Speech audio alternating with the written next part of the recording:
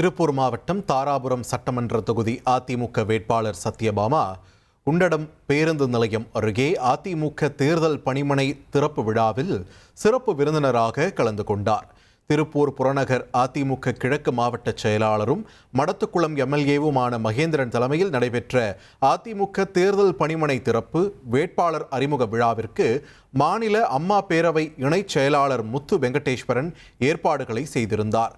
குண்டடம் மேற்கு மற்றும் கிழக்கு ஒன்றிய செயலாளர்களான செந்தில்குமார், சோமசுந்தரம் ஆகியோர் முன்னிலையில் தொண்டர்கள் பங்கேற்றனர். கூட்டத்தில் பேசிய வேட்பாளர் சத்யபாமா, என்னை வெற்றி பெறச் செய்து சட்டமன்றத்திற்கு அனுப்பினால் தொகுதி பிரச்சினைக்காக முன்னின்று குரல் கொடுத்து அனைத்தையும் சரி செய்வேன் என்று உறுதியளித்தார்.